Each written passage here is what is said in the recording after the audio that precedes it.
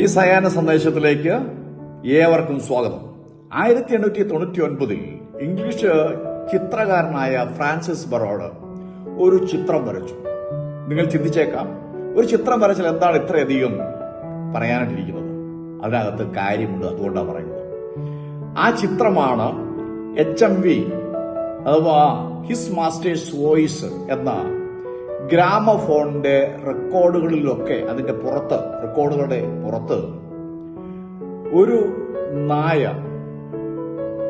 ഈ ലൗഡ് സ്പീക്കറിലേക്ക് നോക്കിക്കൊണ്ട് ചെവി അല്പം ചായച്ച് വളരെ ശ്രദ്ധയോടുകൂടി ആ ലൗഡ് സ്പീക്കറിൽ വരുന്നതായ ശബ്ദം ഇങ്ങനെ കേട്ടുകൊണ്ടിരിക്കുന്നതായ ഒരു ചിത്രമാണ് HMV റെക്കോർഡുകളുടെ മുകളിൽ ആലേഖനം ചെയ്യപ്പെട്ടിരിക്കുന്നത്. അത് വരച്ചത് 1899 ചിത്രകാരനായ ഫ്രാൻസിസ് ബറോഡ് ആണ് വരച്ചത്. അപ്പോ നിപ്പർ എന്ന് പറയുന്നതായ ഒരു നായക്കുട്ടിയാണത്. നിപ്പർ എന്ന് പറയുന്നതായ നായക്കുട്ടി തന്റെ യജമാനന്റെ ശബ്ദത്തിന് വേണ്ടി കാതോർക്കുന്നതാണ് ആ ചിത്രത്തിലെ ഇതിവൃത്തം. അത് ഈ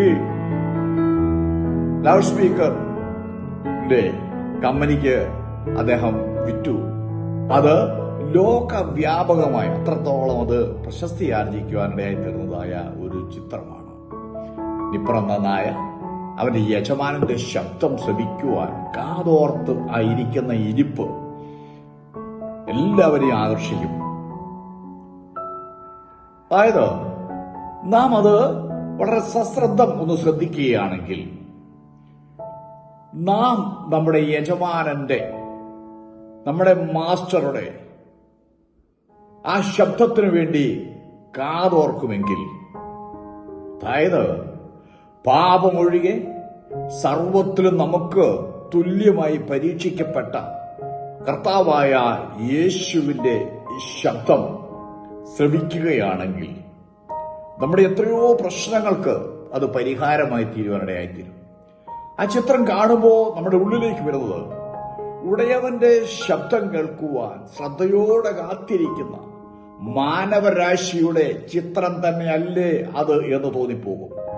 വളരെ വാസ്തവമാണത്, ശ്രദ്ധിക്കണേ. അതായത് യജമാനന്റെ ശബ്ദത്തിന് അത്രത്തോളം സ്വാധീനമുണ്ട്, അല്ലെങ്കിൽ ആ നായ്ക്കുട്ടിയിൽ അത്രത്തോളം സ്വാധീനം യജമാനന്റെ ശബ്ദം ചെലുത്തിയിട്ടുണ്ട്. അതുകൊണ്ടാണ് മറ്റൊന്നിലേക്കുമല്ല ശ്രദ്ധ, തന്റെ യജമാന്റെ ശബ്ദം കേൾക്കാൻ വേണ്ടി. അത് കൊടുത്തിരിക്കുന്ന പേരും വളരെ ഭംഗിയാണ്. HMV അഥവാ ഹിസ് മാസ്റ്റേഴ്സ് വോയിസ് എന്നാണ് ആ റെക്കോർഡുകളുടെ മുകളിൽ ഇരിക്കുന്നതായ പേര്. ശ്രദ്ധിക്കണേ. പാറയെ പിളർക്കുക, എന്നെ അവിടെ കാണാം. മരം കീറുക, ഞാൻ അവിടെയുണ്ട് എന്ന് യേശു പറഞ്ഞതായി രേഖപ്പെടുത്തിയിരിക്കുന്ന ഒരു പുരാതന ലിഖിതമുണ്ട്. ഇത് ബൈബിളിലുള്ള കാര്യമല്ല,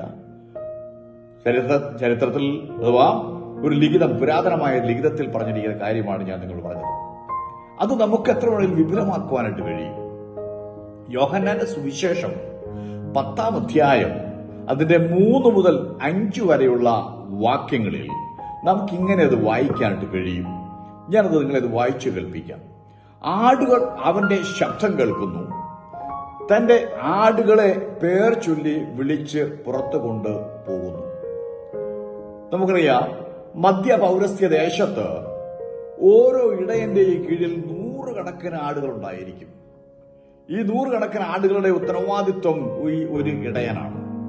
മാത്രമല്ല, എത്ര ആടുണ്ടോ അത്രയും ആടുകൾക്ക് പ്രത്യേകം പേരുകളും ഉണ്ടായിരിക്കും. ആടുകൾ ഇടയന്റെ ശബ്ദം അറിയുന്നതുകൊണ്ട് ഈ ആടുകളെ പേർ ചൊല്ലി വിളിക്കുമ്പോൾ ഈ ഇടയന്റെ പിന്നാലെ ഈ ആടുകൾ പോകും, അഥവാ ഈ ഇടയനെ അനുഗമിക്കും. ഇടയൻ മുന്നിൽ പോകും, പിന്നാലെ വരിയായിട്ട് കൂട്ടമായിട്ട് ഈ ആടുകൾ ഇടയനെ അനുഗമിക്കും. എന്നാൽ അന്യന്മാരുടെ ശബ്ദം അറിയായക കൊണ്ട് അവ അന്യനെ അനുഗമിക്കാതെ വിട്ടുകൊടുക്കും. എന്നാൽ ഇടയന് പകരം വേറെ അന്യനാണ് കടന്നു എന്നെന്ന് കരുതുക. പക്ഷെ ആ ആടൊന്നും ആ അന്യന്റെ ശബ്ദം കേൾക്കുവാനായിട്ട് മുതിരുകയില്ല, അങ്ങോട്ട് നിൽക്കുകയില്ല. അവർ ആ കടന്നു ചെല്ലുന്നതായ അന്യനെ വിട്ടിട്ട് ആട് എല്ലാം ഓടിപ്പോകും. ഇവിടെ കർത്താവിന്റെ ശബ്ദം തിരിച്ചറിയുന്ന ദൈവജനം, അവരുടെ ഓരോരുത്തരുടെയും പേരുകൾ അറിയാവുന്ന യേശു ക്രിസ്തു അഥവാ നമ്മുടെ യജമാനൻ. ഈ യജമാനനും ദൈവജനവും തമ്മിലുള്ള ഒരു ഉറ്റ ബന്ധമുണ്ട്, ഒരു ആത്മീയ ബന്ധമുണ്ട്.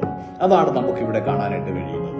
യെശയ്യാ പ്രവചനം 43 അധ്യായം 1 വാക്യത്തിൽ ഇങ്ങനെ രേഖപ്പെടുത്തിയിട്ടുണ്ട്: ഇപ്പോഴോ യാക്കോബേ, നിന്നെ സൃഷ്ടിച്ചവനും ഇസ്രായേലെ നിന്നെ നിർമ്മിച്ചവനുമായ യഹോവ ഇപ്രകാരം അരുളി ചെയ്യുന്നു. ശ്രദ്ധിച്ചേ, അതായത് യാക്കോവിന്റെ പിതാവായ ഇസ്ഹാക്കും തന്റെ അമ്മയായ റിബേക്കയും കൂടി ഇട്ടതായ പേര് ദൈവത്തിന് അറിയാമായിരുന്നു. അങ്ങനെയാണെങ്കിൽ എന്റെയും നിന്റെയും പേര് മാത്രമല്ല, എന്റെയും നിന്റെയും മാതാപിതാക്കളെയും നമ്മുടെ കുടുംബത്തെയും സകല കാര്യങ്ങൾ അറിയാവുന്ന ഒരു ദൈവമുണ്ട്. അതാണ് നമ്മുടെ മാസ്റ്റർ എന്ന് പറയുന്നത്. അതുകൊണ്ട് ഇങ്ങനെയുള്ള മാസ്റ്ററുടെ, ഇങ്ങനെയുള്ള യജമാനന്റെ ശബ്ദം കേൾക്കുവാൻ, ശ്രമിക്കുവാൻ, ശ്രദ്ധിക്കുവാൻ ആടുകളും തയ്യാറായിരിക്കും. ആടിന് ഇടയന്റെ ശബ്ദം അറിയാം, അന്യന്റെ ശബ്ദം അറിയില്ല. ഇടയന്റെ ശബ്ദമല്ലാതെ മറ്റൊരു ശബ്ദം കേട്ടാൽ ഈ ആടുകളെല്ലാം ഓടി അകലും, അവയെ അനുഗമിക്കുകയില്ല. അങ്ങനെയാണെങ്കിൽ നേരാവണ്ണം ജീവിക്കുന്ന, കർത്താവിനെ പിൻപറ്റുന്ന യജമാനന്റെ ശബ്ദത്തിനു വേണ്ടി നിലകൊള്ളുന്നുവെങ്കിൽ മറന്നുപോകരുത്, മറ്റ് ചാരന്മാരുടെ പിന്നാലെ പോകുവാനിടയാകരുത്. ഇവിടെ പറയുന്നത്: ഇപ്പോഴോ യാക്കോബെ, നിന്നെ സൃഷ്ടിച്ചവനും ഇസ്രായേലെ നിന്നെ നിർമ്മിച്ചവനുമായി യഹോവ ഇപ്രകാരം അരുളി ചെയ്യുന്നു എന്ന് പറയുമ്പോൾ യാക്കോബിന്റെ മാതാപിതാക്കന്മാരിട്ടതായ പേര് വ്യക്തമായിട്ട് യഹോവയ്ക്ക് അറിയാമായിരുന്നു. ഇനി യോഹന്നാൻ 10:5 വാക്യത്തിൽ നമ്മൾ ഇങ്ങനെയാണ് കാണുന്നത്: അന്യന്മാരുടെ ശബ്ദം അറിയായതുകൊണ്ട് അവ അന്യനെ അനുഗമിക്കാതെ വിട്ട് ഓടിപ്പോകും. നമ്മുടെ യജമാനന്റെ ശബ്ദം നമ്മൾ കേൾക്കുകയും യജമാനുമായിട്ട് നല്ലൊരു ബന്ധത്തിൽ നമ്മൾ ആയിത്തീരുകയും ചെയ്യുകയാണെങ്കിൽ ഈ കള്ളന്മാരും കവർച്ചക്കാരും ദുരുപദേഷ്ടാക്കന്മാരെയാണ് അന്യന്മാരെന്ന് പറഞ്ഞിരിക്കുന്നത്. ഇന്ന് ധാരാളം പേര് അങ്ങനെയുള്ളവരുണ്ട്. അവരുടെയൊക്കെ അടുക്കൽ പോകാതെ, അവരുടെയൊക്കെ കബളിപ്പിക്കലിന്, അവരുടെയൊക്കെ ചൂഷണത്തിന് വിധേയരാകാതെ ക്രിസ്തുവിന്റെ ശബ്ദം കേട്ടാണ് നീ മുന്നോട്ട് പോകുന്നതെങ്കിൽ നീ വ്യാജത്തിലേക്ക് മാറിപ്പോവുകയില്ല. കാരണം ദൈവവചനം നീ പഠിച്ചിട്ടുണ്ടെങ്കിൽ, ദൈവവചനത്തിന്റെ ആഴങ്ങൾ അറിയാമെങ്കിൽ, ദൈവവചനത്തിലാണ് നിലനിൽക്കുന്നതെങ്കിൽ നിന്നെ പറ്റിക്കുവാനോ ചതിക്കുവാനോ ചൂഷണം ചെയ്യുവാനോ ഈ ലോകത്തൊരു ശക്തിക്കും സാധ്യമല്ല എന്നുള്ള കാര്യം മറന്നു പോകരുത്.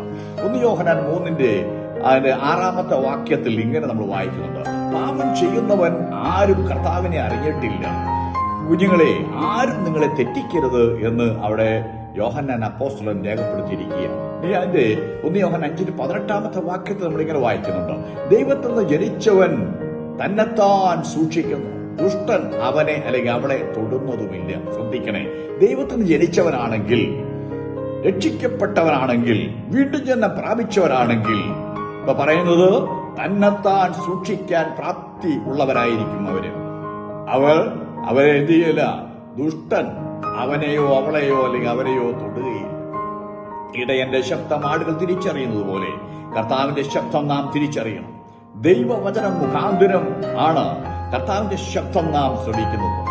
ആധുനിക പ്രവണതകളായ തെറ്റായ തത്വശാസ്ത്രം, അതുപോലെ തന്നെ കർണരസമാകുമാറുള്ളതായ പ്രസംഗങ്ങൾ, തെറ്റായ ദുരുപദേശങ്ങൾ, ഇവയുടെ എല്ലാം പിന്നാലെ പോയി തട്ടിപ്പിനിരയാകാതെ ഈ നമ്മുടെ യജമാനന്റെ ശബ്ദത്തിന് വേണ്ടി കാതോർത്ത് ദൈവവചനത്തിൽ നിൽക്കുവാൻ കർത്താവ് നമ്മളെ ഏവരെയും സഹായിക്കട്ടെ. അതിനുവേണ്ടി നമ്മൾ കർത്താവുമായിട്ട് നമുക്ക് അടുത്തൊരു ബന്ധത്തിലേക്ക് കടന്നു വരാം. അതുകൊണ്ട് ഈ വ്യാജന്മാരെ ഒഴിഞ്ഞിരിക്കുക, അവരോട് യാതൊരു വിധത്തിലുള്ള ബന്ധപ്പെടാതിരിക്കുക. നമുക്കും നമ്മുടെ യജമാന്റെ ശബ്ദത്തിനു വേണ്ടി കാതോർക്കാം. നിപ്പർ എന്ന് പറയുന്നതായ അമ്മായ യജമാന്റെ ശബ്ദം കേൾക്കുവാൻ വേണ്ടിയിട്ട് തന്റെ കാത് കൂർപ്പിച്ച്, അതായത് ഒരു ഭാഗത്തേക്ക് തലചരിച്ചുകൊണ്ട് ആ ശബ്ദത്തിൽ ഇവിടെ നിൽക്കുന്നത് പോലെ നമ്മുടെ യജമാനായ കർത്താവായ യേശുക്രിസ്തുവിന്റെ വരവിലുള്ള കാഹളം ധരിക്കാൻ സമയമായിരിക്കുന്നു. അതുകൊണ്ട് അവന്റെ ശബ്ദത്തിന് വേണ്ടി നമുക്ക് കാതോർക്കാം എന്ന് പറഞ്ഞുകൊണ്ട് നിർത്തുന്നു. ചാനൽ സബ്സ്ക്രൈബ് ചെയ്യുക, ലൈക്ക് ചെയ്യുക, ഷെയർ ചെയ്യുക. അയാളിത് കാണുന്നതായ ബെൽ ബട്ടൺ നിങ്ങളൊന്ന് എനേബിൾ ചെയ്ത് കഴിഞ്ഞാൽ നിങ്ങൾക്ക് ഞാൻ പോസ്റ്റ് ചെയ്യുന്ന എല്ലാ വീഡിയോയിലെ നോട്ടിഫിക്കേഷൻ ലഭിക്കും. ആകെ കർത്താവ് നമ്മളെ അനുഗ്രഹിക്കുമാറാകട്ടെ.